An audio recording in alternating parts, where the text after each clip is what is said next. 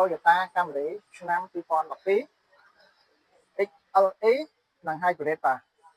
ទៅទៅមានតែ LE LE XLE XLE SE SE Hybrid តែបើគ្រឿងនេះអត់ទាន់ពិសេសខ្លាំងមែនតើ Toyota Camry មានទាំង XLE មានទាំង Hybrid បាទនៅលើឡានតែមួយនេះតែម្ដងបាទ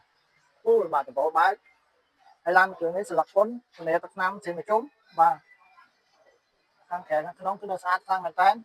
ឡានគ្រឿងនេះយើងតុបតែងឲ្យអស់ហើយយើងលេងយ៉ាន់ហើយនឹងរបកកង់កុំទៅនឹងតាល់បាទគាត់នៅរបកកង់យ៉ាន់ហ្នឹងបងប្អូនចំណេញបានត្រង់26,700បាទហើយបាទអញ្ចឹងបងប្អូនទិញឡានស្លឹកពុនគ្រឿងនេះទៅអត់ចាំបាច់យកទៅរៀបចំអីទៀតទេបងប្អូនយកទៅចាក់តាំងប្រើតែម្ដងបាទរបកកង់បងប្អូនអាចប្រើរាប់ឆ្នាំបាទកង់ទៅនឹងតាល់គឺអែមខ្លាំងមែនតើបើសិនជាបងប្អូនណាមានចំណាប់អារម្មណ៍ចំពោះឡានមួយគ្រឿងនេះបងប្អូនអាចឆានមក Telegram ខ្ញុំបានសុភ័ក្រដែលមានលេខ099 6 3 7 093 6 3 7 និង066 6 3 7បាទអរគុណច្រើនបងប្អូនបាទ